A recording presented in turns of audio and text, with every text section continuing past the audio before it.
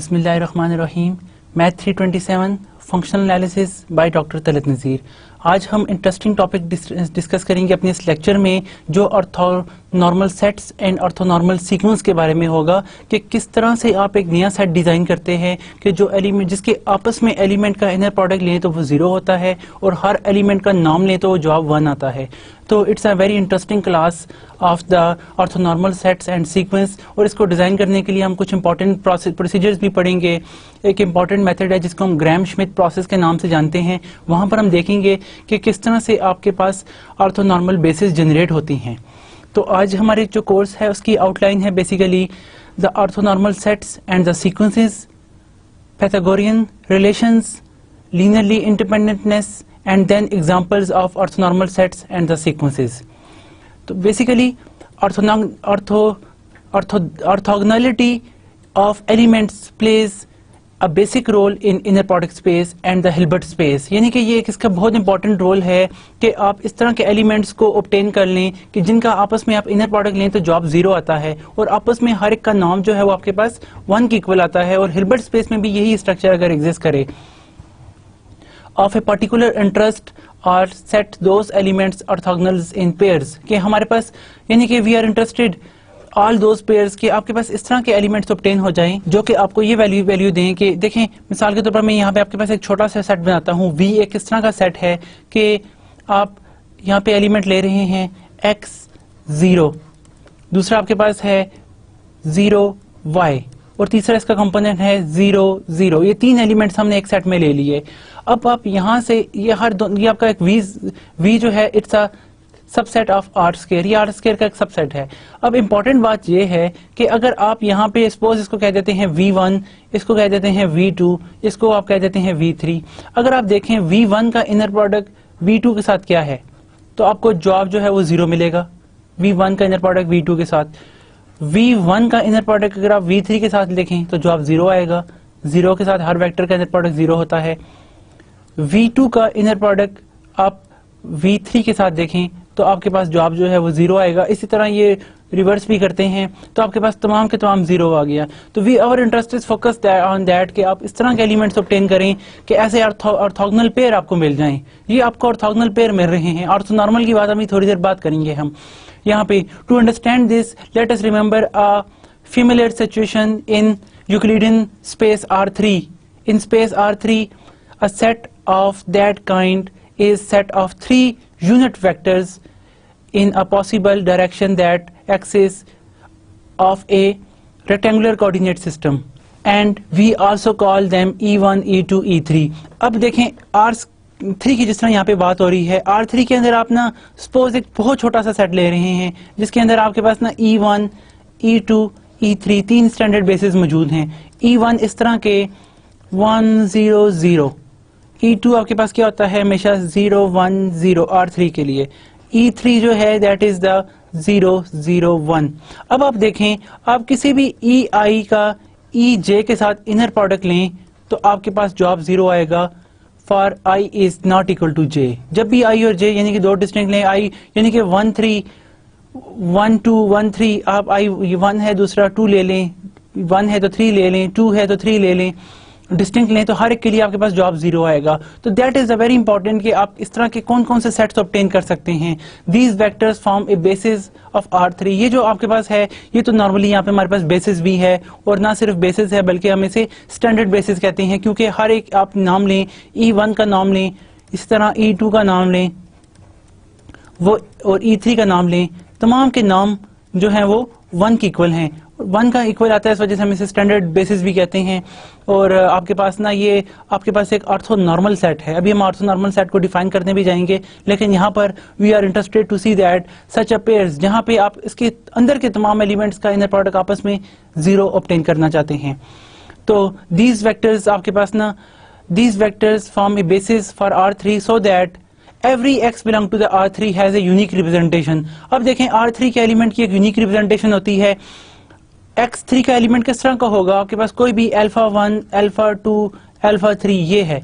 अब इस अल्फा 3 अब आप देखें आपका अगर ये है तो आप हर कंपोनेंट को, हर x को जो भी अल्फा 1, अल्फा 2, अल्फा 3 इसके अंदर है उसके लिए ये यूनिक रिप्रेजेंटेशन ऑब्टेन कर सकते हैं फ्रॉम दीज स्टैंडर्ड बेसिस। कैसे देखें, हम यहाँ पे मल्टीप्लाई करते हैं अल्फा 1 को E1, E1 क्या है आपके पास 1 0 0 प्लस सेकंड आपके पास अल्फा 2 है, अल्फा 2 के साथ आप क्या मल्टीप्लाई करते हैं 0 1 0 प्लस अल्फा 3 के साथ क्या मल्टीप्लाई करते हैं 0 0 1। तो आपके पास हर एलिमेंट यूनिकली रिप्रेजेंट हो गया। और देखें ये रिप्रेजेंटेशन हमेशा यूनिक होती है, आपकी कोई और आप 1 0 0 0 1 0 0 0 1 के साथ कोई और ऐसे स्केलर मल्टीप्लाई नहीं कर सकते कि आपके पास दोबारा ये वाला एक्स आ जाए। हर इस एक्स के कंपोनेंट के लिए एक ही रिप्रेजेंटेशन होगी। मिसाल के तौर पर देखें, अब आपके पास ना यहाँ पे E1 क्या था, E1 आपके पास ना लॉन्ग एक्स एक्सिस आपने जो एलिमेंट ऑब्टेन किया that is long x axis, this is Y axis, this is the Z axis. तीनों एक्सिस हमारे पास इस तरीके से मौजूद हैं कि हम इनका इनर प्रोडक्ट लेकर आप देख सकते हैं, यानी कि यहाँ पे आपके पास लॉन्ग एक्स एक्सिस 1 0 0 मौजूद है, दिस इज इसमें आपके पास तमाम Y में जो कोऑर्डिनेट हैं E 0 0 1 और फर्दर आपके पास यहाँ पे क्या है, यहाँ पे मैं अगर इसे कहूँ 0 1 0 तो ठीक है क्योंकि it's a long Y axis 0 1 0 और ये आपके पास क्या है 0 0 1। तो ये तीनों आपको E1 E2 E3 along Z axis पर आपको यूनिट वेक्टर्स मिल रहे हैं R3 में रिप्रेजेंटेशन। और आप देखें हर x की एक यूनिक रिप्रेजेंटेशन होती है कि अगर कोई भी x जो है ना वो आपके पास कोई वेक्टर है अल्फा 1 अल्फा 2 अल्फा 3 1 2 3, उसके लिए आपको क्या मिलेगा कि आपने अल्फा E1 इस तरफ आना है, अल्फा E2 इस तरफ, अल्फा E3 इस तरफ, तो आप इसके लीनियर कॉम्बिनेशन से ये वाला वेक्टर नया वेक्टर ऑब्टेन कर लेते हैं। देखें तीनों directions, one direction this is the first direction, second direction, third direction, तीनों का आप लीनियर कॉम्बिनेशन लेते हैं तो आपके पास ये एक यूनिक रिप्रेजेंटेशन आप एलिमेंट की ऑब्टेन कर लेते हैं, that is a geometric interpretation in R3। Similarly into the Rn, not in Rn even, you can extend it for the LP spaces, for infinite dimensional spaces। ये result हर एक के लिए true है कि आप इस तरह से वेक्टर्स की डायरेक्शंस को ऑब्टेन कराते हैं क्योंकि वेक्टर स्पेस फाइनाइट डायमेंशन से भी ज़्यादा एक्सटेंडेबल है। It is also infinite dimensional spaces के L2 हमारे पास एक वेक्टर स्पेस है, इनफाइनाइट डायमेंशनल स्पेसेस जिन्हें हम काफ़ी अच्छी तरह अपने प्रीवियस लेक्चर्स में अंडरस्टैंड कर चुके हैं। Now we see the great advantages of the orthogonality. किसके ग्रेट एडवांटेजेस क्या है हमारे पास? Given x can be repeatedly determined by the known coefficient alpha 1 alpha 2 alpha 3 by taking the inner product जिसे हम डॉट प्रोडक्ट कहते हैं। यानी कि आप देखें R3 या वहाँ पे जो इनर प्रोडक्ट है वो डॉट प्रोडक्ट ही होता है।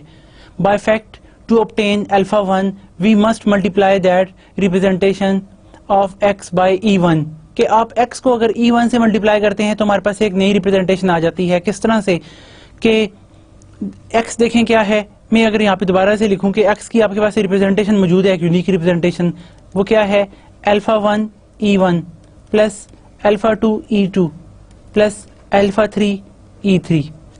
अब अगर आप इस x का इनर प्रोडक्ट दोबारा E1 से लेते हैं तो हमें जवाब क्या मिलता है? देखें ये आपके पास ये तमाम टर्म्स हैं। यहाँ पे आप ये समझें कि इस x को इनर प्रोडक्ट करने का मतलब ये है कि आप यहाँ पर alpha 1 E1 alpha 2 E2 plus alpha 3 E3 को E1 के साथ इसका इनर प्रोडक्ट ले रहे हैं। तो इनर प्रोडक्ट जो कि लीनियर होता है, डिस्ट्रीब्यूटिव होता है, आपके पास अल्फा 1 कॉमन आ जाएगा। मैं यहाँ पे अगर स्टेप्स आपको लिखकर बताऊँ तो देखें alpha 1 E1 plus alpha 2 E2 plus alpha 3 E3 का अगर हम इनर प्रोडक्ट ले लें सिंपल E1 के साथ, मतलब हमने क्या किया x का इनर प्रोडक्ट ले लिया E1 के साथ, तो हमारे पास x की जगह उसकी वैल्यू डाल दी कॉमा E1, तो E1 के साथ इनर प्रोडक्ट लेंगे तो क्या होगा? पहला अल्फा 1 E1 का इनर प्रोडक्ट विद E1, हर एक E1 के साथ डिस्ट्रीब्यूट होगा इस तरह से, plus alpha 2 E2, this is very simple first property of inner product space, alpha 2 E2 का इनर प्रोडक्ट स्पेस E1 के साथ, फर्दर अल्फा 3 जो कि स्केलर है E3 E1 के साथ इनर प्रोडक्ट। अब यहाँ पर देखें आपके पास फर्स्ट कंपोनेंट में अल्फा 1 कॉमन है तो हमारे पास इनर प्रोडक्ट की प्रॉपर्टी है कि आप फर्स्ट टपल से अल्फा 1 को कॉमन, जो भी वैल्यू होती है स्केलर को कॉमन ले सकते हैं। अल्फा 1 यहाँ से कॉमन ले लें, इसी तरह अल्फा 2 आपके पास यहाँ पे कॉमन है फर्स्ट फैक्टर से, अल्फा 3 कॉमन है, इन्हें हम बाहर ले लें। अब ये आपके पास क्या है, E1 का E1 के साथ इनर प्रोडक्ट लें तो जवाब हमेशा हमारे पास 1 आता है। क्यों? देखें E1 आपके पास क्या था, 1 0 0। अब आप E1 का इनर प्रोडक्ट लेते हैं E1 के साथ, so it's play actually the क्या होगा आपके पास इनर प्रोडक्ट ऑफ 1 0 0 का इनर प्रोडक्ट आप ले रहे हैं 1 0 0 के साथ, तो वैल्यू क्या आ जाएगी हमारे पास, फर्स्ट 1 का 1 के साथ मल्टीप्लाई 1 का स्क्वायर प्लस 0 का 0 से मल्टीप्लाई प्लस नेक्स्ट 0 का 0 से मल्टीप्लाई, तो थिंग इज 1। लेकिन जब आप इनको ऑपोजिट लेते हैं, this will give you the 1 value. E1 E2 का E1 के साथ इनर प्रोडक्ट लें, यानी कि 1 0 0 का इनर प्रोडक्ट 0 1 0 के साथ लें तो जवाब हमेशा हमारे पास 0 आएगा। ये भी आपको इनर प्रोडक्ट 0 दे देगा, तो 0 multiply by alpha 3 is 0, 0 multiply by alpha 2 is 0, तो only you have alpha 1 time 1 that is alpha 1। तो आपके पास ये जो इनर प्रोडक्ट है x E1 ये आपको अल्फा 1 वही स्केलर दे देगा एंड सो ऑन। इसी तरह अगर आप x का E2 के साथ इनर प्रोडक्ट लें तो आपके पास जवाब क्या आ जाएगा, अल्फा 2। इसी तरह अगर आप x का E3 के साथ इनर प्रोडक्ट लेंगे the answer will be alpha 3। ये आपके पास एक स्केलर देखें, इसी तरह वो दोबारा से आपको एंट्रीज मिल जाती है। In more general inner product spaces there are similar and the other possibilities for the use of orthogonal and orthonormal set and sequences as we shall explain। अभी हम देखेंगे कि orthonormal set और आपके पास orthogonal sequences क्या होते हैं। orthonormal sequence को हम देखेंगे। orthogonal तो हमें पता है ऐसे एलिमेंट orthogonal होते हैं जिनका इनर प्रोडक्ट आप लेते हैं वो आपके पास जवाब जो है वो ऑर्थोगोनल, यानी कि ऑर्थोगोनल केस हो जाए कि एलिमेंट्स का आपस में इनर प्रोडक्ट 0 हो। ऑर्थोनॉर्मल इज समथिंग एल्स, वो भी हम इसमें देखेंगे डेफिनेशन से। In fact the application of such sets and sequences make up quite a substantial part of the whole theory of inner product space and the Hilbert space. ये बहुत important theory है। ये vector space, inner product space, linear algebra, even के matrices में बहुत ज़्यादा apply होती है, इसका बहुत ज़्यादा यूजेज है और इसकी वजह से आपके पास बहुत सारी नई चीज़ें जो हैं वो डेवलप हो रही हैं लीनियर अलजेब्रा की। ये बेसिक हैंड में यही थ्योरी वर्क करती है। Now let us begin our study to this situation by introducing the necessary concepts. इसके बारे में हम बहुत ज़्यादा जो यूजफुल रिजल्ट्स हैं उनको हम यूज़ करके इन ऑर्थोगोनैलिटी को डिफाइन करते हैं। सबसे पहले हम ऑर्थोनॉर्मल सेट्स और सीक्वेंस के बारे में बात करें। An orthogonal set M, orthogonal set M क्या होता है, जिसके एलिमेंट का आप इनर प्रोडक्ट लें तो जवाब आपके पास 0 आए। इन inner product space X is a subspace, is a subset M whose elements are pairwise orthogonal। देखें M आपके पास एक सेट है, इसके अंदर आपके पास एलिमेंट्स हैं सपोज x1 x2, ये हमारे पास इसके अंदर कोई भी एलिमेंट्स है, चाहे फाइनाइट है, इनफाइनाइट डायमेंशनल सेट है, जो मर्जी है। चलिए हम कह देते हैं फाइनाइट डायमेंशनल xn कह देते हैं। अगर xi का किसी xj के साथ आप इनर प्रोडक्ट लें, इसके अंदर के एलिमेंट्स कोई से दो एलिमेंट का इनर प्रोडक्ट लें तो जवाब 0 आए। For all i that are not equal to j, i और j दो डिस्टिंक्ट ले रहे हैं, यानी कि एक 1 ले रहे हैं दूसरा 2, एक 1 ले रहे हैं तो दूसरा 3, कोई 2 है तो 4 है, n है तो n-1, उन तमाम के अपोजिट का इनर प्रोडक्ट लें तो जवाब 0 आता है। तो हम कहते हैं दिस m इज कॉल्ड, ये m हमारे पास ना ऑर्थोगोनल सेट कहलाता है। ऑर्थोगोनल के इसके एलिमेंट्स आपस में ऑर्थोगोनल हैं, एक दूसरे के परपेंडिकुलर हैं। देखें ना m के अंदर आपके पास अगर एक एलिमेंट 1 0 मौजूद है, दूसरा एलिमेंट आपके पास 0 1 मौजूद है m के अंदर, आप इन दो एलिमेंट्स का इनर प्रोडक्ट लेते हैं, ये आपके पास कोई सेट है m है एग्जांपल, तो आप देखें प्लेन के अंदर क्या होगा, एक एलिमेंट आपका यहाँ पे है 1 0 0 1 आपके पास इस तरफ है, तो इनका आपस में देखें ये दो both are orthogonal to each other, 90 angle इनके दरमियान मिल रहा है। तो ये सेट ऑर्थोगोनल है क्योंकि इसके एलिमेंट्स का आपस में आप इनर प्रोडक्ट ले रहे हैं, जो आपके पास 0 आ रहा है। बहुत सारे एलिमेंट्स भी इसमें अंदर हो सकते हैं, फाइनाइट नंबर ऑफ एलिमेंट्स या इनफाइनाइट नंबर ऑफ एलिमेंट्स, तो हम इस सेट को ऑर्थोगोनल सेट कहते हैं। अब जब पेयर वाइज आप देखें, यहाँ पे पेयर वाइज हर एक दो कोई से दो का इनर प्रोडक्ट लें पेयर्स का, तो आपके पास वो ऑर्थोगोनल हो, यानी कि उनका इनर प्रोडक्ट 0 हो। अब ऑर्थोनॉर्मल क्या होता है, ऑर्थोनॉर्मल नॉर्मल नॉर्म से निकला है। अगर ऑर्थोगोनल सेट ये आपको मिल रहा है, उसके हर एलिमेंट का नॉर्म ले तो 1 भी आए जवाब, तब हम कहते हैं that is the orthonormal set. यहाँ पर देखें 0 1 सेट है, इसके एलिमेंट है 0 1। अगर आप इसका नाम लें तो क्या आएगा हमारे पास 0 1 का नाम, फर्स्ट का स्क्वायर प्लस सेकंड का स्क्वायर रूट 1 जवाब आ रहा है। दूसरे कंपोनेंट का नाम लें तो आपके पास 0 1 का भी नाम लेते हैं तो जवाब हमारे पास क्या आता है 1 आता है। हर एलिमेंट का नाम लेते हैं तो 1 आता है। इसका मतलब ये है कि ये आपके पास ऑर्थोनॉर्मल सेट है। अगर आप ये सेट ले लें इसके बरक्स, अगर आप कहते हैं एम इस तरह का सेट है 0 0 1 0 0 1, अब देखें हर एलिमेंट का आप दूसरे एलिमेंट के साथ इनर प्रोडक्ट लेते हैं, जवाब 0 आता है। पेयर वाइज कोई से दो एलिमेंट ले लें, इसका इसके साथ इनर प्रोडक्ट 0 है, इसका इसके साथ इनर प्रोडक्ट 0 है, इसका इसके साथ भी इनर प्रोडक्ट 0 है, ठीक है। लेकिन क्या हर एलिमेंट का नाम 1 है? इसका नाम तो 1 है, ओके, इसका नाम 1 है लेकिन इसका नाम 1 नहीं है, नॉट नाम इक्वल टू 1। तो इसका मतलब क्या है कि this is not orthonormal set, it is orthogonal set but not orthonormal set. तो one can write the orthonormal set definition in this way कि आपके पास उनका नाम 1 आए, यानी कि x का अगर किसी भी x का y के साथ इनर प्रोडक्ट लेते हैं, x is not equal to y, दो डिस्टिंक्ट एलिमेंट का इनर प्रोडक्ट लें तो जवाब 0 आना चाहिए। लेकिन अगर आपका एलिमेंट सेम है, सेम एलिमेंट का उसी के साथ इनर प्रोडक्ट लें तो वो क्या होता है? इसका मतलब क्या है कि x का x के साथ इनर प्रोडक्ट लिया जा रहा है, और हमें पता है by definition it is nothing but only the norm square. Norm square 1 होने का मतलब है नॉर्म भी 1 हो। अगर नॉर्म स्क्वायर 1 है तो नॉर्म भी 1 होता है, क्योंकि square root of 1 is equal to the 1। तो ये हमारे पास बहुत इंपॉर्टेंट डेफिनेशन है ऑर्थो नॉर्मल सेट की। ऑर्थो नॉर्मल सेट में यानी कि हर दो एलिमेंट का इनर प्रोडक्ट, हर दो डिस्टिंक्ट एलिमेंट का इनर प्रोडक्ट 0 होना चाहिए, और सेम एलिमेंट का उसी के साथ इनर प्रोडक्ट लें तो जवाब 1 आना चाहिए। इफ एन ऑर्थोगोनल और orthonormal set M is countable, ये काउंटेबल है। काउंटेबल का क्या मतलब है? आइदर इट इज फाइनाइट और it has the equivalent to the set of natural number, then we can arrange its a sequence। हम एक सीक्वेंस बना सकते हैं इस तरह का कि यानी कि एक ऑर्थोनॉर्मल सेट का सीक्वेंस हम बना सकते हैं कि हर एलिमेंट को आप में इनर प्रोडक्ट लेते हैं दो डिस्टिंक्ट एलिमेंट का तो जवाब 0 आता है।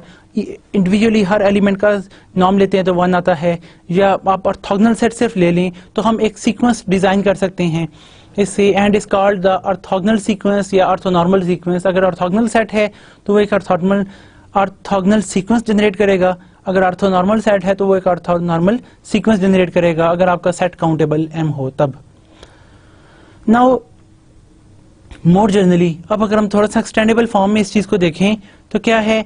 एन इंडेक्स सेट जिसमें इंडेक्स सेट आपके पास लेमडा हम कह देते हैं, जिसके अंदर तमाम आईज मौजूद हैं, where I belong to the set of natural number 1 2 3 indexing set आपके पास ले रहे हैं, और the family X alpha where alpha belong to the some interval, आप वहां से वैल्यू लेते हैं, इस कॉल्ड ऑर्थोगोनल। ये सेट ऑर्थोगोनल कब होता है?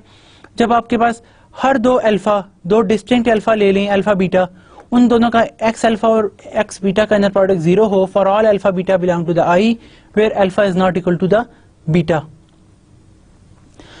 हर दो डिस्टिंक्ट एलिमेंट्स का इनर प्रोडक्ट 0 होता है तो we say that it's makes the orthogonal set. और इसी तरह the family is called orthonormal, कि एक फैमिली, एक कलेक्शन, एक सेट आपके पास कब ऑर्थोनॉर्मल कहलाता है?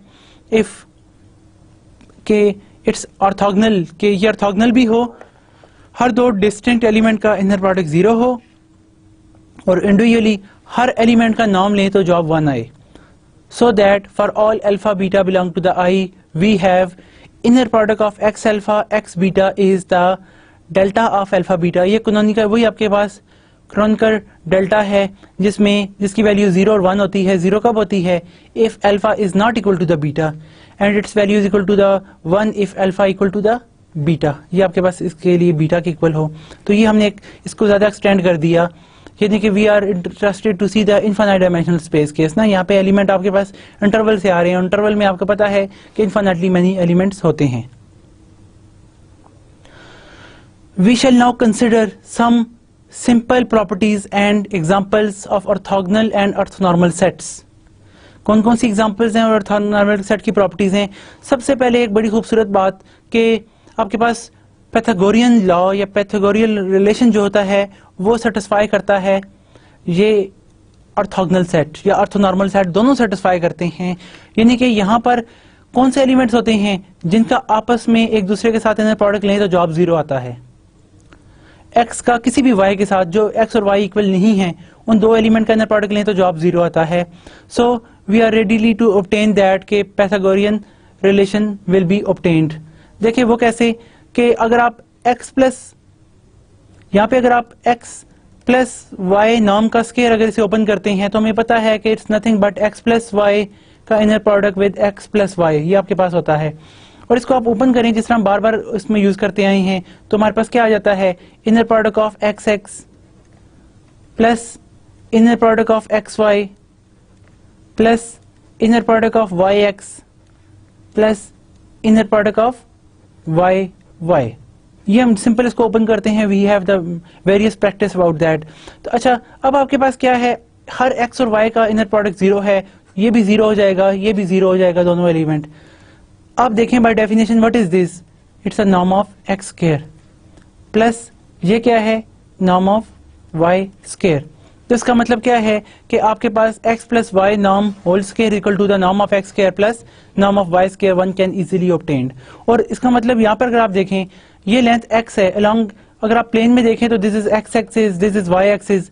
आपका एक एलिमेंट यहाँ पे x एक्सिस पे है, ये y एक्सिस पे हाइट कितनी है ये, और x प्लस वाई क्या है ये. तो इसका मतलब है इट्स मेक्स अ 90 एंगल कि आपके पास पैथागोरियन रिलेशन जो हम बार बार अपने ट्रिग्नोमेट्री में या जो अपनी ज्योमेट्री में पढ़ते आए हैं, वो ये रिलेशन बड़े आराम से सेटिस्फाई करता है कि आपका x और y दोनों का इनर प्रोडक्ट 0 है. देखें एक वेक्टर x इधर है, y इधर है, तो x और y का इनर प्रोडक्ट 0 होने की वजह से आपका ये पैथागोरियन रिलेशन जो है वो बड़े आराम से सेटिस्फाई हो जाता है. ये बहुत इंपॉर्टेंट प्रॉपर्टी है ऑर्थोगोनल सेट की भी और ऑर्थोनॉर्मल सेट की भी, क्योंकि हर ऑर्थोनॉर्मल सेट ऑर्थोगोनल सेट होता है, लेकिन हर ऑर्थोगोनल सेट ऑर्थोनॉर्मल सेट नहीं होता, क्योंकि हर ऑर्थोगोनल सेट में जरूरी नहीं है कि दो एलिमेंट का सेम एलिमेंट का इनर प्रोडक्ट जो है वो 1 हो, उसका कोई और भी हो सकता है. लेकिन जो ऑर्थोनॉर्मल सेट है उसमें हर एलिमेंट का नॉर्म 1 की इक्वल होना चाहिए. इस वजह से ऑर्थोनॉर्मल सेट जो होते हैं वो ज्यादा जनरल होते हैं, क्योंकि हर एलिमेंट का नॉर्म 1 भी है और हर दो एलिमेंट का इनर प्रोडक्ट 0 है पेयर वाइज. मोर जनरली अगर हम देखें तो ये पैरेललोग्राम जो आपका जो पैथागोरस थ्योरम है, ये आपका एक्सटेंडेबल है up to the n dimensional cases के लिए. फॉर इंस्टेंस के if x1 x2 up to xn is the orthogonal set, then their sum x1 plus x2 plus xn is equal to, इसका square लें तो जवाब वही आता है x1 का स्क्वायर प्लस x2 का square plus up to xn का नॉर्म का स्क्वायर. वो क्यों?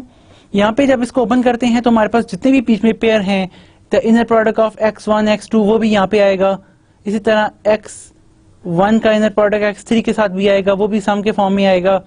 और प्लस इसी तरह x2 का भी x3 के साथ, सारे के सारे डिस्टिंक्ट आएंगे. लेकिन वो सारे सारे होंगे क्यों? होंगे क्या? वो सारे के सारे 0 होंगे, क्योंकि ऑर्थोगोनल सेट में हर दो x1 का x2 के साथ, x2 का x3 के साथ, x3 का x4 के साथ इनर प्रोडक्ट 0 होता है. तो ये सारे के सारे आपके पास वैल्यू 0 हो जाएंगी और ये कैंसिल होके सिर्फ नॉर्म ऑफ x1 1 रह जाएगा, नॉर्म ऑफ x2 2 रह जाएगा, inner product of x3 with x3 रह जाएगा, inner product of x4 with x4 ये रह जाएंगे. और इनर प्रोडक्ट ऑफ x1 क्या होगा? नॉर्म ऑफ x1 का स्क्वायर. इस तरह inner product of xn with xn क्या होगा? xn norm square. तो आपके पास ये जो है जनरल पैथागोरियन लॉ ऑब्टेन हो जाएगा फॉर द n वेक्टर्स. अब यहाँ पे एक इंपॉर्टेंट बात ज़ेरे और है, अगर आपका सेट ऑर्थोनॉर्मल हो तो ऑर्थोनॉर्मल में क्या खूबी होती है कि हर एलिमेंट का नॉर्म 1 की इक्वल होता है. तो उस केस में आप यहाँ पे गौर करें तो आपके पास जवाब क्या आ जाएगा? If it is orthonormal then this sum is equal to the 1 plus 1 plus 1. अब कितने वेक्टर्स हैं? n वेक्टर है, तो आपके पास जवाब n आएगा. कब? If your set this x1 x2 up to xn is orthonormal. Orthonormal case में क्योंकि हर का नॉर्म 1 होता है, तो आपको देखें यहाँ पे जवाब n मिलता है.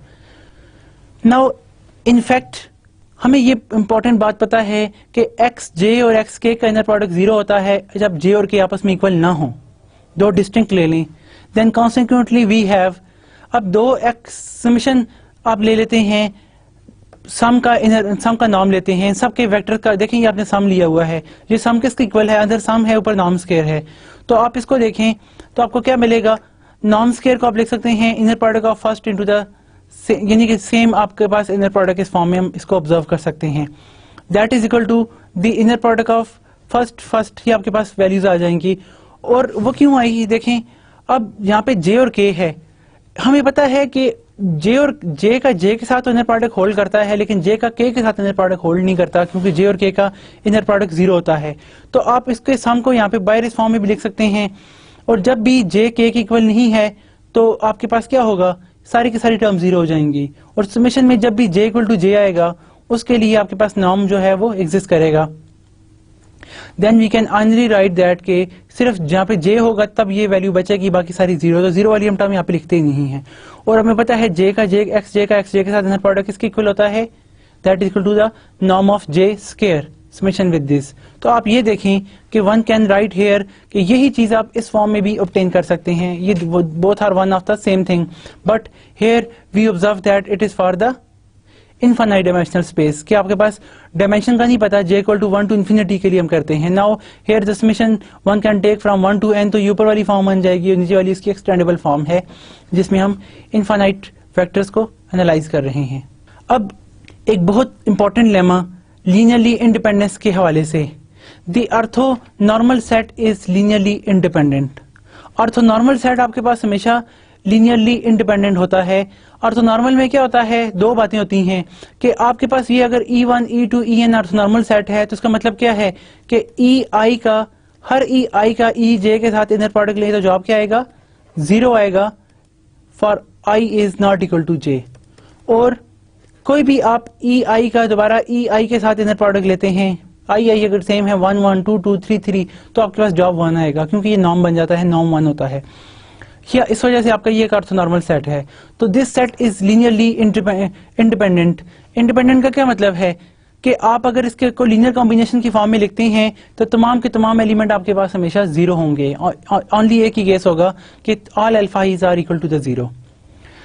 नाउ सपोज करते हैं कि E1, E2 up to En एक ऑर्थोनॉर्मल सेट हैं, एंड सच दैट के it satisfies the condition that के alpha 1 E1 plus alpha 2 E2 plus alpha n En equal to the 0, इन सब का सम 0 है। अगर इनका सम 0 है तो अगर आप इसके साथ किसी भी EJ को मल्टीप्लाई कर लें तो जवाब हमारे पास क्या आएगा, समेशन फ्रॉम अल्फा j, ये देखें इस एलिमेंट को हम EJ से मल्टीप्लाई करें किसी भी EJ के साथ तो क्या आ जाएगा, हमें पता है कि हम इस टर्म्स को एक्सपेंड कर सकते हैं और हर टर्म से अल्फा j कॉमन आ जाएगा, जिस तरह हम ऑलरेडी पहले इसको ऑब्जर्व कर चुके हैं।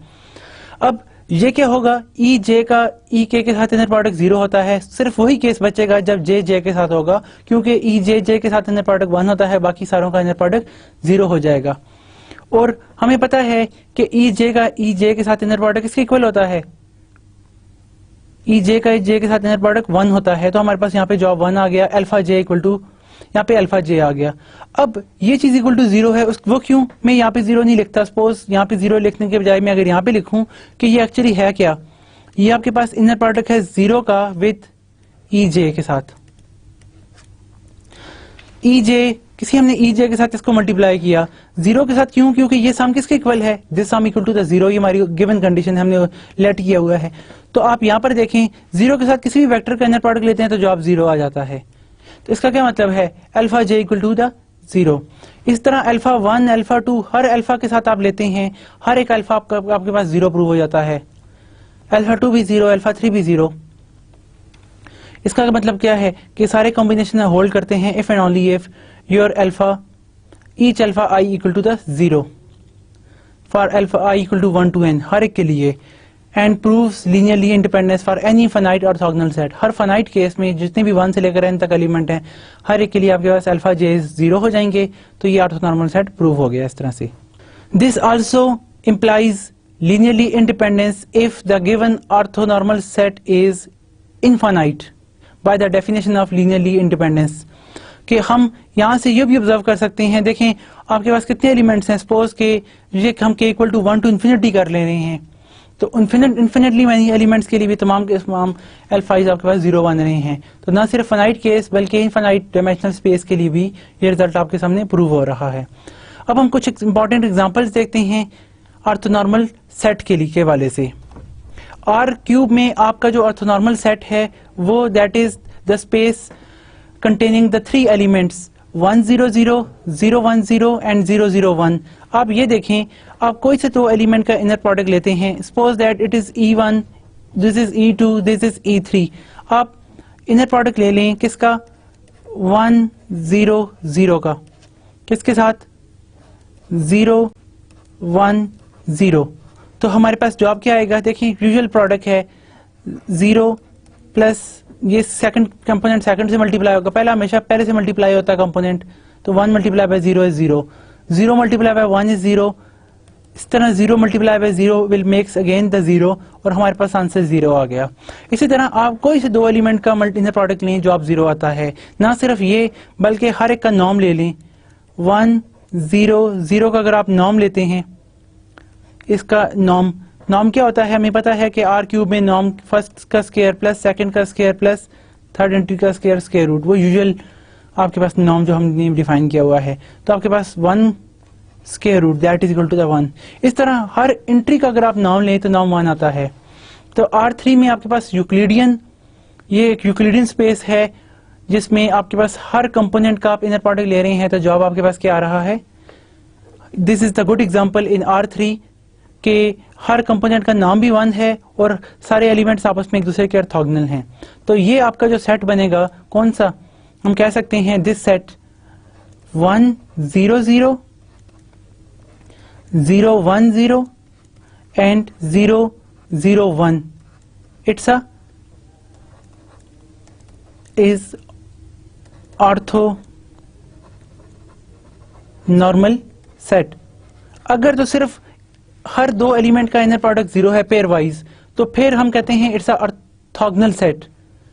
और अगर साथ हर एलिमेंट का नाम भी 1 के इक्वल हो तो हम कहते हैं इट्स अ ऑर्थोनॉर्मल सेट। फिर वो ऑर्थोनॉर्मल सेट हो जाता है क्योंकि हर एलिमेंट का नाम भी 1 के इक्वल आ रहा है। अब यहाँ पर देखिए, हम R3 में और भी इस तरह के एलिमेंट्स डिफाइन कर सकते हैं और भी इस तरह के सेट्स ले सकते हैं। मिसाल के तौर पर एक देखें, मैं अगर आपके सामने एक नया सेट V डिफाइन करूं, इस तरह के यहाँ पे पहला एलिमेंट आपके पास है अल्फा 0, दूसरा एलिमेंट में ले रहा हूं बीटा 0 और थर्ड कंपोनेंट में यहाँ पे ले रहा हूं आपके सामने 0 गैमा, वेयर अल्फा बीटा और गैमा आपके पास कोई भी रियल नंबर्स हैं, 3, आप अपनी मर्जी के कोई भी एलिमेंट चूज कर लें। अब क्या है, इसको मैं कह देता हूं V1 है, ये कोई V2 है, ये V3 है। आप देखें V1 का इनर प्रोडक्ट V2 के साथ, जवाब आपके पास क्या आएगा? 0। V1 का इनर प्रोडक्ट विद V3 के साथ देखें, जवाब आपके पास 0 आएगा। V2 का इनर प्रोडक्ट V3 के साथ देखें, तब भी आपके पास जवाब 0 आएगा। लेकिन हर एक का नाम लें तो क्या आता है? पहले का नाम अल्फा है, दूसरे का नाम बीटा है, तीसरे का नाम गैमा है। ये आपके पास एक ऑर्थोगोनल सेट है लेकिन ऑर्थोनॉर्मल सेट नहीं है। ऑर्थोनॉर्मल सेट कब बनेगा?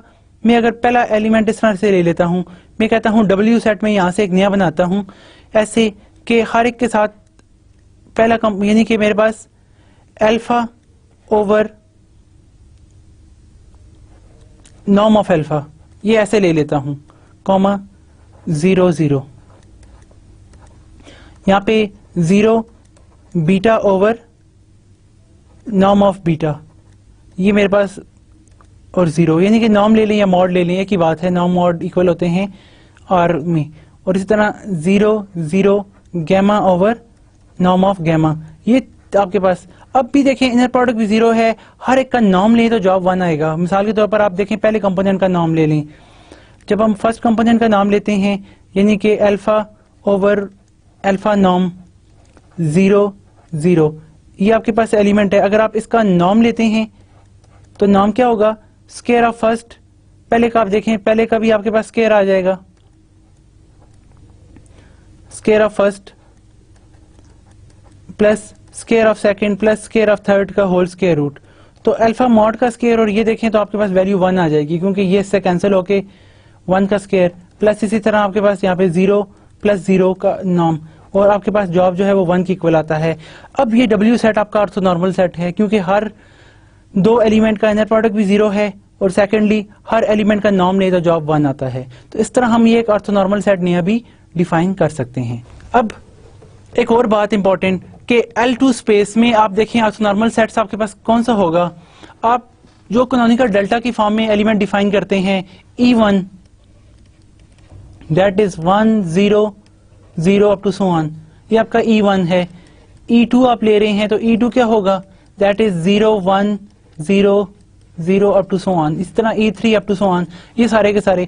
अब आप जो भी हर दो एलिमेंट का इनर प्रोडक्ट लें तो जवाब 0 आता है, हर एक का नॉर्म भी 1 है। तो गोया ये आपके पास En जो सीक्वेंस बन रहा है, this is sequence En, this En is a orthonormal sequence, क्योंकि हर दो एलिमेंट का इनर प्रोडक्ट आप लेते हैं तो जवाब 0 आता है, और हर एलिमेंट का नॉर्म लेते हैं तो जवाब 1 आता है। इस वजह से हम इसे ऑर्थोनॉर्मल कहते हैं, क्योंकि ये नॉर्म की कंडीशन भी सेटिस्फाई करता है और ऑर्थोगोनल की भी कंडीशन सेटिस्फाई करता है।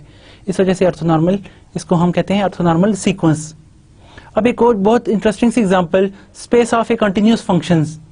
Space of all continuous function defined on the close interval 0 से लेकर 2 पाई तक हम डिफाइन कर लेते हैं। Let x be the inner product space of all. अब देखें हमारे पास कंटिन्यूअस फंक्शंस के लिए जो इनर प्रोडक्ट डिफाइन होता है किसी भी क्लोज सेट पे, वो क्या है कि एक्स वाई का आप इनर प्रोडक्ट लेते हैं। एक्स क्या है, एक continuous function defined on the close interval T है, एक्स टी। वाई टी भी आपके, वाई का मतलब है वाई टी, टी आपके पास क्लोज इंटरवल 0 से 2 पाई तक आ रहा है। तो ये वो फंक्शन है जो कंटिन्यूअस है क्लोज इंटरवल पर, वाई भी कंटिन्यूअस है क्लोज इंटरवल पर। तो आप दो फंक्शन का इनर प्रोडक्ट लेते हैं तो जवाब आपके पास आता है इंटीग्रल फ्रॉम 0 से लेकर 2 पाई तक x t y t d t. आप इनका integration with respect to d t लेते हैं।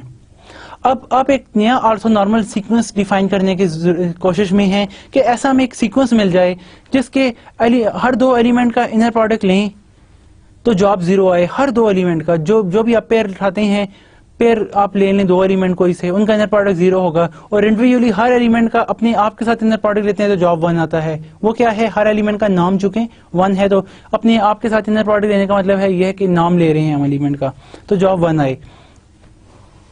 अब अगर हम देखें इस इनर प्रोडक्ट के तहत आपके पास the orthogonal sequence in X N is U. U आपके पास एक ऑर्थोगोनल सीक्वेंस है। Orthogonal sequence in the sense के आप यू एन इस तरह से डिफाइन है, you N T equal to cos N T, cos time N T, यानी कि फर्स्ट टर्म क्या है u1 t, इसका मतलब है कि cos of t, u2 t का मतलब है cos of 2t up to so on. ये हमारे पास एक अप टू इनफाइनाइट हमने एक सीक्वेंस डिफाइन कर लिया। अब हमारी ऑब्जर्वेशन क्या है कि it's a orthogonal sequence. Orthogonal sequence क्यों, कि आप कोई से दो एलिमेंट का u1 का u2 के साथ इनर प्रोडक्ट करके देखें। हम u1t का u2t के साथ इनर प्रोडक्ट देखें, u1t और u2t का इनर प्रोडक्ट देखते हैं तो हमारे पास क्या आ जाएगा। बाय डेफिनेशन इनर प्रोडक्ट इस तरह से है कि 0 से लेकर 2 पाई, फर्स्ट की वैल्यू सेकंड की वैल्यू, पहली है कॉज ऑफ t और दूसरी वैल्यू क्या है आपके पास कॉज ऑफ 2t dt। अब देखें आप इंटीग्रल फ्रॉम 0 से 2 पाई रखते हैं, ये आपके पास cos ऑफ t ही है। यहां पर अगर आप इसे ओपन करके देखें cos 2t किसके इक्वल होता है, it is nothing but cos square t minus sin square t। आप इसे इस फॉर्म में ओपन भी कर सकते हैं dt। अब आप इसे अगर देखें तो ये हमारे पास क्या आ जाएगा, इंटीग्रल फ्रॉम 0 से लेकर 2 पाई तक cos ऑफ t का cube dt minus integral from 0 से लेकर 2 पाई तक cos of t integral with sine square t dt। अब यहां पर देखें cos आपके पास क्यूब है, अगर आप इसकी integration with respect to t लेते हैं तो हमारे पास बहुत सारे कैलकुलस के मेथड हैं, आप इन्हें अप्लाई करके देखें। cos 3 है ना, तो आपके पास जो cos 4 की फॉर्म में आएगा आप उसमें वैल्यू पुट करें 0 से लेकर यहां तक, तो cos 4 में यानी कि cos में 2 पाई पुट करेंगे जवाब 1 आएगा, cos में 0 भी पुट करेंगे जवाब फिर भी 1 आएगा, तो 1 माइनस 1 मेक्स द 0, ये आंसर आपको 0 मिल जाएगा। यहाँ पे आपके पास इंटीग्रेट करेंगे तो साइन स्क्वायर का डेरिवेटिव cos मौजूद है, तो यहाँ पे साइन क्यूब आ जाएगा। अब साइन क्यूब में आप 2 पाई पुट करेंगे तो जवाब 0 है, साइन क्यूब में आप 0 पुट करेंगे फिर भी जवाब 0 आएगा, तो 0 minus 0 it will gives you the answer 0। इसका मतलब क्या है, u1 का हमने u2 के साथ इनर प्रोडक्ट लिया, जवाब 0 आया। आप देख ले सकते हैं u2 का इनर प्रोडक्ट u3 के साथ क्या है, जवाब आपके पास अगेन 0 आएगा। हर यहाँ पे आप देख सकते हैं कोई भी आप यू आई ले लें ऑफ टी का इनर प्रोडक्ट आप यू जे के साथ कोई भी ले लें टी के साथ इनर प्रोडक्ट, अगर आपका आई जे के इक्वल नहीं है तो इनर प्रोडक्ट आपके पास क्या आएगा, 0 के equal, if I is not equal to J. हर एक के लिए कॉज, इसका मतलब है कॉज n माइनस वन और कॉज n का आप इनर एन टी और cos n minus one T का इनर प्रोडक्ट लें तो जॉब 0 आता है। आप सिंपल इसकी इंटीग्रेशन, इनर प्रोडक्ट इस तरह से डिफाइन है। तो दैट इज वेरी इंपॉर्टेंट कि आपने एक ऑर्थो नॉर्मल सीक्वेंस ऑब्टेन कर दिया। This is ortho normal sequence कि हर दो एलिमेंट का इनर प्रोडक्ट लेते हैं तो जॉब 0 आता है। क्या हर टर्म का अपने आपके साथ इनर प्रोडक्ट लें तो जॉब आपके पास 1 आता है? The answer is no. आप यहाँ पर देख सकते हैं कि कॉज एन के साथ इनर प्रोडक्ट लें तो आपके पास जॉब जो है वो 0 नहीं आएगा। That will make gives you the cos square of N T, और cos square of N T का आप इनर प्रोडक्ट लें आप देख सकते हैं तो आपके पास क्यूब की फॉर्म में आ जाएगा, और वो वैल्यू देखें आपके पास क्यूब ऑफ एन, तो एन की डिस्टिंक्ट वैल्यू के लिए कभी भी आंसर 0 नहीं मिलेगा आपको। तो इस वजह से न 0 मिलेगा, बल्कि हर एक के लिए आंसर 0 मिलेगा बिल्कुल। तो हर एक का नॉर्म 1 के इक्वल नहीं है, तो इस वजह से हम कह सकते हैं कि it's orthogonal but not orthonormal. Other orthogonal sequences in X is के वी एन, अगर आप you n sine n t define कर दें, साइन एन टी भी आपके पास इस तरह का है कि आप कोई भी, जब भी आप साइन किसी भी एन टी का साइन ऑफ एम टी के साथ इनर प्रोडक्ट लेते हैं, ये दो एन टी और m t where n and m are distinct, आप इन दो का इनर प्रोडक्ट लेंगे तो आपके पास जॉब क्या आएगा, हमेशा 0 आएगा। By this inner product define ये है कि integral of first sine n T और साइन एम टी का, यही आपको फोरियर सीरीज और बहुत सारी चीजों में हेल्पफुल होती है, नए मेथड डिफाइन करने में, नई अप्रॉक्सीमेशंस, नई पॉलिनोमियल डिजाइन करने में ये बड़ा यूजफुल पैटर्न है। तो आपने देखा कि हमने यहाँ पे भी एक ऑर्थोनॉर्मल सीक्वेंस ऑब्टेन कर लिया। अब मिसाल के तौर पर देखें, इनफैक्ट बाय द इंटीग्रेशन, जिस तरह मैंने आपसे कहा कि आप कोई भी यू एन और यू एम को इंटीग्रेट करें तो यू एन की वैल्यू आपके पास क्या है, यू एन की वैल्यू है कॉस एम टी और यू एन की वैल्यू क्या है, कॉस एन टी, और इंटीग्रेशन आपके पास इनर प्रोडक्ट डिफाइन है integral from 0 to the 2 pi of first into the second d t. अब अगर आपके पास ना एन और एम सेम होते हैं तो एन और एम जब भी सेम होंगे और अगर फॉर ईच 1 2 के लिए तो आपके पास इनर प्रोडक्ट लेते हैं तो जवाब पाई आता है। अगर आपके पास एन और एम इक्वल नहीं है, दो डिस्टिंक्ट हैं, one can see that their inner product equal to the 0, इनका इनर प्रोडक्ट 0 आ जाएगा। और अगर एन और एम इक्वल भी हैं और 0 भी हैं, आप 0 ले लें तो इसका मतलब क्या है कि cos 0t जो कि 1 के इक्वल होता है, इधर भी cos 0t 1 के इक्वल होता है, और 1 का 1 मल्टीप्लाई बाय 1 1 ही होता है, और 1 को अगर आप इंटीग्रेट कर दें कहां से, 0 से लेकर 2 पाई तक, 1 की अगर आप इंटीग्रेशन ले लें dt तो आपके पास जवाब क्या आएगा, दैट इज ओनली द 2 पाई, तो आपके पास जवाब 2 पाई आता है। तो ये आपके पास डिफाइंड वैल्यू है। अब देखें क्या ये ऑर्थोगोनल है, क्या हर दो डिस्टिंक्ट के लिए इनर प्रोडक्ट 0 है? The answer is yes. कोई भी m और n इक्वल नहीं है, यानी कि m1 है n2 है, ये m1 है ये 3 है n3 है, कोई भी दो डिस्टिंक्ट नंबर ले लें उनके लिए इनर प्रोडक्ट 0 होगा। अगर तो वो सेम है तो इनर प्रोडक्ट पाई होगा, और अगर सेम है और 0 है तो जवाब 2 पाई होगा। And similarly for v n, और वी एन के लिए भी आप इस तरह का केस डिजाइन कर लेते हैं, साइन ऑफ एम टी और साइन ऑफ एन टी का इनर प्रोडक्ट देखते हैं, अगर एन और एम सेम नहीं है तो इनर प्रोडक्ट 0 होगा आपके पास, और अगर सेम हैं तो आपके पास कोई ना कोई वैल्यू या 0 आएगी या डिस्टिंक्ट वैल्यूज आप ऑब्टेन कर सकते हैं। तो इस वजह से हम यहाँ पे ऑर्थोगोनल सेट ऑब्टेन कर लेते हैं। अब हर ऑर्थोगोनल सेट से हम एक ऑर्थोनॉर्मल सेट भी जो जनरेट कर सकते हैं। अब देखें जिस तरह आपको ये ऑर्थोनॉर्मल नहीं मिल रहा, क्योंकि ऑर्थोनॉर्मल क्यों नहीं है, m और n जब इक्वल होता है तो नॉर्म 1 होना चाहिए। हम क्या करते हैं, इसका हल तलाश करते हैं, हम कहते हैं हर एक के लिए ना हम इसके नीचे इसका नॉर्म डिवाइड कर लेते हैं।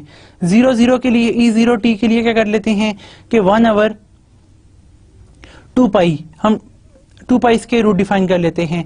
इस तरह हर एक के लिए हम डिफाइन ई एन टी के लिए पाई स्क्वायर रूट नीचे डिवाइड कर लेते हैं। अब क्या होगा, अब आप हर एक का नॉर्म लें, ई एन और ई एम का नॉर्म लें, तो ऊपर तो जवाब आपके पास 2 पाई आया, नीचे भी आपके पास 2 पाई है और 2 पाई स्क्वायर रूट हो जाएगा, 2 pi square root into the 2 pi square root that equal to the 2 pi, और 2 पाई से कैंसिल होकर आपके पास वैल्यू 1 आ जाएगी। अब आपके पास वो केस बन गया कि हर दो एलिमेंट का आप इनर प्रोडक्ट ले रहे हैं, जो अब आपके पास 1 आ रहा है। तो गोया आप हर एक के नीचे इसका नॉर्म डिवाइड कर दें तो आपके पास ऑर्थोनॉर्मल सीक्वेंस जो है वो ऑब्टेन हो जाता है।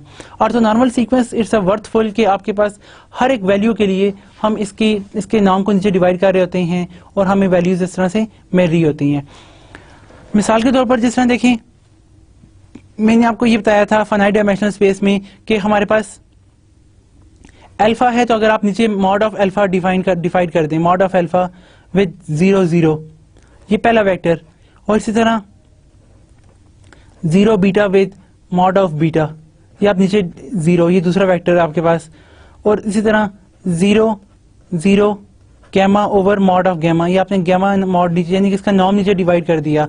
अब ये तीनों वेक्टर्स आपके पास ऐसे हैं कि अगर ये जो सेट आप जो भी लेते हैं, दिस सेट, हर एक दो का इनर प्रोडक्ट भी 0 है और इंडिविजुअली हर एक का नॉर्म भी 0 है। तो यहाँ पर भी यही अप्रोच है कि हर एक में जहाँ पे 2 पाई का इशू है तो 2 पाई नॉर्म हम नीचे डिवाइड कर लेते हैं।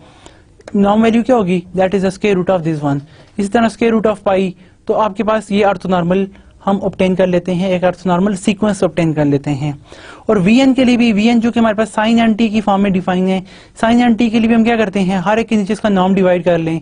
तो पहले का यहाँ पे नॉर्म क्या आ जाएगा, sine of N t over pi of t, तो हमारे पास स्क्वायर रूट ऑफ पाई। तो अब ये जो हमें मिलेगा, आप देख सकते हैं, आप इनर प्रोडक्ट कैलकुलेट करके देखें, हर एक के नीचे चूंकि ये नॉर्म नीचे डिवाइड है तो वो जो वैल्यू ऊपर आएगी वो नीचे भी होगी और वो कैंसिल होके वैल्यू आपके पास 1 आ जाएगी।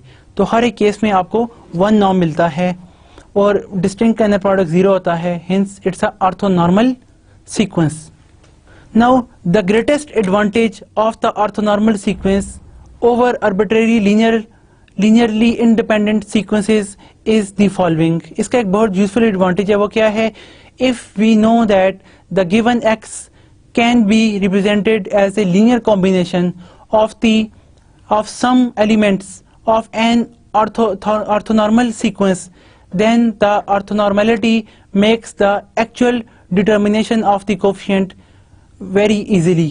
हम हर एलिमेंट की इजीली वैल्यूज ऑब्टेन कर सकते हैं। मिसाल के तौर पर आप एक प्रोसीजर डिफाइन कर सकते हैं, एक ऐसा एल्गोरिदम जो आपको ये एलिमेंट्स फाइंड करके दे। हम देखेंगे किस तरह एलिमेंट हम फाइंड कर सकते हैं।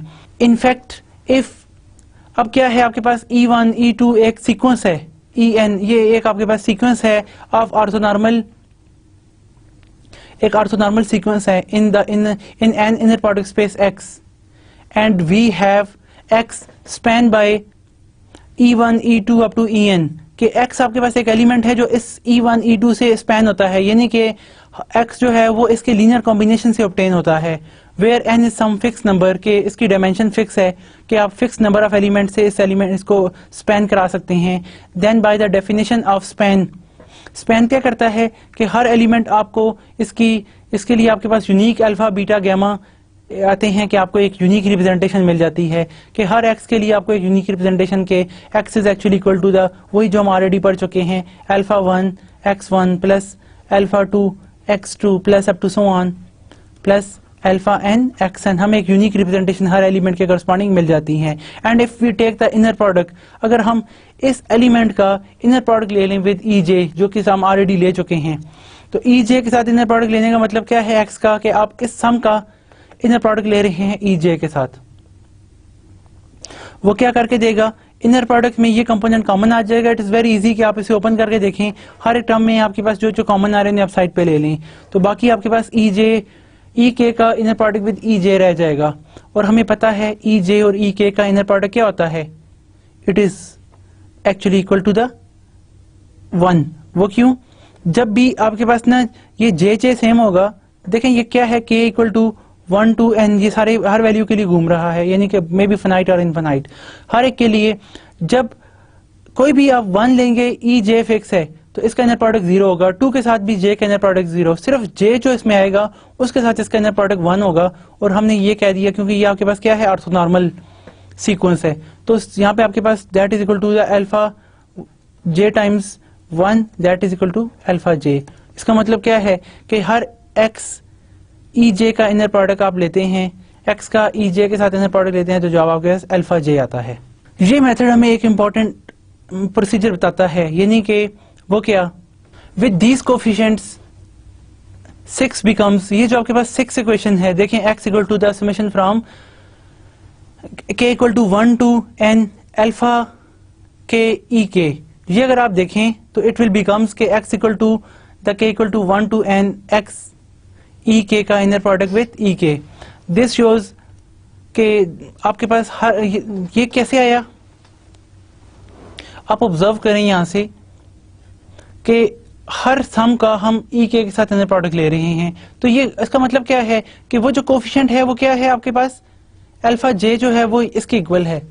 और उस कोफिशिएंट के साथ देखें, इसका मतलब क्या हुआ कि जब भी आप एक्स का इनर प्रोडक्ट विद ई के साथ लेते हैं तो आपके पास वैल्यू आती है अल्फा, वो जो हम अल्फा ले रहे हैं. यानी कि अगर आप रिप्रेजेंटेशन देखें ना, एक्स इक्वल है समेशन फ्रॉम, हम कह देते हैं यहाँ पे हमने जो डिफाइन की k j equal to 1 to n, k equal to 1 to n alpha k e के, ये हमारे पास एक नोटेशन है हर एक्स की. अब यहां पर देखें ये अल्फा के आपको क्या मिलता है, हर एक के साथ इनर प्रोडक्ट लेते हैं तो आपके पास अल्फा के आ जाता है, जो कि हमने यहाँ पे प्रूव कर लिया कि हर एक के साथ जे के साथ लेते हैं तो अल्फा जे आता है, के साथ लेते हैं तो अल्फा के आता है. अब मतलब ये हुआ कि आपका हर अल्फा के तो इसके इक्वल है, तो क्यों ना आप यहाँ पे एक्स अल्फा के की जगह उसकी ये वाली वैल्यू डाल दें एक्स ई के, तो हमारे पास क्या बन जाएगा, every X is the inner product from K equal to 1 to n inner product of x with ek times ek. This shows that the determination of the unknown coefficients in 6 is simple, कि हर coefficient की हर एक unknown coefficient को obtain करना बड़ा simple हो जाता है. Another advantage of the orthogonality becomes apparent if in 6 and 7 we want to add another terms.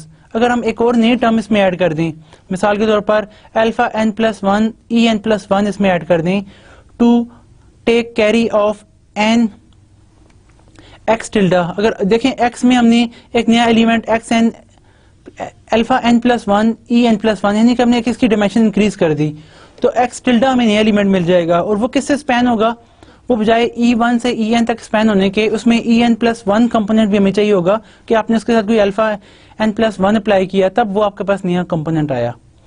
तो एक एलिमेंट हमने इसमें मजीद ऐड किया, वो किस लिए, ताकि हम इसमें कैलकुलेशन को दे सकें. Then we need to calculate only one more coefficient since the other coefficients remain unchanged. देखें हर एक के लिए वैल्यू अनचेंज है, तो एक नया ऑब्टेन करने के लिए सिर्फ एक नया एलिमेंट ऐड करने की हमें जरूरत पड़ती है. More generally if we consider any x belong to the x not necessarily in yn, then we can define y belong to the yn in the setting form of y equal to summation k equal to 1 to n x inner product with ek times ek.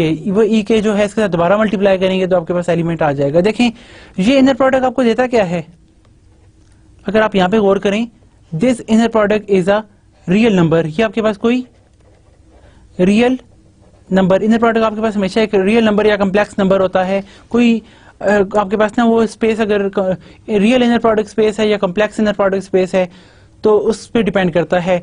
तो ये आपका वो जो number है, वो number आपके साथ ई के वेक्टर के साथ मल्टीप्लाई होके vector times number is a vector, तो आपके पास ये वाई वेक्टर तब ऑब्टेन होता है. Where n is the fixed as before, जिस तरह हम पहले देख चुके हैं. Then by the definition of z in setting के x equal to the y plus z, हर एलिमेंट की आपको एक यूनिक रिप्रेजेंटेशन मिलती है. जो भी आप x का एलिमेंट लेते हैं तो उसके लिए क्या होता है, आपके पास एक y उसकी सब स्पेस में डायरेक्ट सम विद y का ऑर्थोगोनल कॉम्प्लीमेंट, आपको ये वैल्यू दो वैल्यूज इधर से मिल जाती हैं. That is z equal to x minus y, जो हम ऑलरेडी देख चुके हैं अपने लेमास और रिजल्ट में कि हर एलिमेंट की यूनिक रिप्रेजेंटेशन आपको मिल जाती है. We want to show that के z और ये आपका y जो है ये दोनों ऑर्थोगोनल है, यानी कि एक दूसरे के ऑर्थोगोनल कॉम्प्लीमेंट में से आ रहे हैं. To readily understand what is going on, note that following, कि आपके पास every y belong to the yn is a linear combination in the form of के, कैसे लीनियर कॉम्बिनेशन के हर y जो है वो अल्फा के ई के समेशन के इक्वल है, वेयर अल्फा के इक्वल टू द वाई ई के, जिस तरह हम ऑलरेडी यहाँ पे प्रूव कर चुके हैं। As follow from the what we discussed on the right before, या ऑलरेडी हम देख चुके हैं। Our claim is that for the particular choice of alpha के, जो भी हम अल्फा के लेते हैं उसके लिए हमें ई के एक्स ई के मिल जाता है, where k equal to 1 to n। We shall obtain a y such that के z is equal to the x minus y का इनर प्रोडक्ट विद y लेते हैं तो वो आपस में जीरो आता है, यानी कि ये इसके बिल्कुल ऑर्थोनॉर्मल कंपोनेंट हैं। This to prove this we shall note that के the orthonormality will gives us कि y का जब हम नॉर्म लेते हैं तो y आपको पता है ये भी y की नोटेशन है, ये भी y की है, कि y का y के साथ आप इनर प्रोडक्ट लेते हैं तो इनर प्रोडक्ट में क्या हो जाएगा, हर डिस्टिंक्ट टर्म्स कैंसिल हो जाएगी, सिर्फ वो के लिए होल्ड करेगा, क्योंकि के साथ उसका नाम ले तो 1 आता है, वहां पे ई के और ई के 1 हो जाएंगे और आपके पास समेशन रह जाएगा that is equal to the summation of inner product with x का इनर प्रोडक्ट विद ई के नॉर्म स्क्वायर, ये आपके पास y के मिल जाएगा। और ये आपको एक नई चीज ड्राइव करने में मदद करेगा जिसे हम बेसल इनइक्वालिटी के नाम से जानते हैं। मिसाल के तौर पर देखें, x का z के साथ इनर प्रोडक्ट लें तो आप इसको इस फॉर्म में लिख सकते हैं, z की जगह उसकी वैल्यू ले लें, z की वैल्यू x माइनस वाई का इनर प्रोडक्ट विद y, क्योंकि और इसको स्पेंड करें इस फॉर्म से, y की जगह उसकी वैल्यू प्लग इन कर दें, y का y के साथ नॉर्म जो है वो इनर प्रोडक्ट लें तो नॉर्म स्क्वायर आ जाता है, नॉर्म स्क्वायर ऑफ y। यहाँ पे जब इसे ओपन करेंगे this will give this value, y का नॉर्म अभी हम डिफाइन कर चुके हैं, ये आ रहा है। ई के साथ इनर प्रोडक्ट जब आप लेते हैं that will gives you only that term, देखें ये सिर्फ इस टर्म के इक्वल आ जाएगा और ये दोनों टर्म्स आपस में कैंसिल आउट होकर आपके पास जीरो आ जाएगा। इसका मतलब क्या है कि z is orthogonal to the y, hence the Pythagorean relation gives के x नॉर्म जो है वो आपके पास वही y का नॉर्म प्लस z के नॉर्म स्क्वायर के इक्वल होता है। और यहाँ से आप फॉलोइंग कैन ऑब्टेन के z नॉर्म क्या होगा, x नॉर्म माइनस y नॉर्म, और y नॉर्म की जगह आप उसकी ये वाली वैल्यू डाल दें तो इसका मतलब क्या है, चूंकि नाम हमें पता है हमेशा क्या होता है, greater than and equal to 0, तो इसका मतलब क्या है, ये वाली टर्म आपके पास जो है ना, this summation from k equal to 1 to n norm inner product of x with e k का नॉर्म स्क्वायर लेते हैं, मॉड स्क्वायर लेते हैं, that is always equal to the norm of square. और ये क्वालिटी हमें बेसल इनइक्वालिटी बताती है whenever n tends to infinity, अगर आप n को इन्फिनिटी तक ले लेते हैं तो ये एक यूजफुल इनइक्वालिटी हम ऑब्टेन कर लेते हैं जिसे हम बेसल इनइक्वालिटी के नाम से जानते हैं। Now the sum of non negative term so that the form of monotone increasing sequence, आपके पास एक मोनोटोनिकली इंक्रीजिंग सीक्वेंस बन रहा है क्योंकि हर जो आप टर्म इंक्रीज करते हैं उनका सम भी इंक्रीज कर रहा है। This sequence converges because it is bounded, क्योंकि बाउंडेड सीक्वेंस बाय z है तो हर बाउंडेड सीक्वेंस जो है वो कन्वर्ज करता है किसी फाइनाइट नंबर को।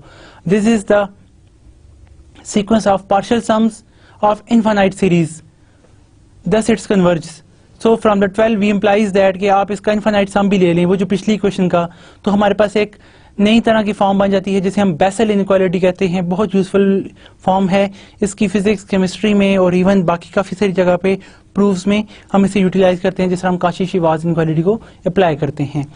ये है क्या, let e k be the orthonormal sequence in inner product space, orthonormal sequence है पूरा, यानी कि इनफाइनाइट टर्म्स हैं इसके अंदर। Then for every x belong to the x, inner product of x with e k का सम का mod लेकर स्क्वायर लें, क्योंकि इनर प्रोडक्ट एक रियल नंबर होता है, कॉम्प्लेक्स नंबर, उसका आप मॉड लेकर स्क्वायर लेते हैं with k equal to 1 to infinity, ये सारा सम लें, that is always equal to less than equal to the norm of x square, इसे हम बेसल इनइक्वालिटी कहते हैं। The inner product x with ek is in 12 is called Fourier coefficients।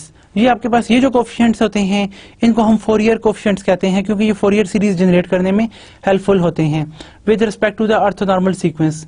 Note that if x is infinite dimensional then every orthonormal set in x must be finite because it is linearly independent. Hence this 12 we have a finite sum के finite dimensional space में ये finite ही सम आपको मिलता है, और आपके पास for the case of n के लिए भी होल्ड करती है, और इनफाइनाइट डायमेंशनल स्पेस में summation from k equal to 1 to n ये इनफाइनाइट सम भी आपको मिल जाता है, और ये बेसल इनइक्वालिटी इनफाइनाइट टर्म्स के लिए भी होल्ड करती है।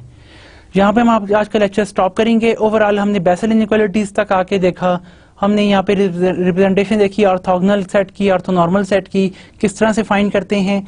हमने इस एग्जांपल्स भी देखी और हम इसके बाद नया ग्राहम श्मिट प्रोसेस भी देखेंगे ताकि हम अपने सीक्वेंसेस को भी ऑब्टेन कर सकें। यहाँ पे हम आपका लेक्चर स्टॉप करते हैं। Okay, thank you very much. Allah Hafiz.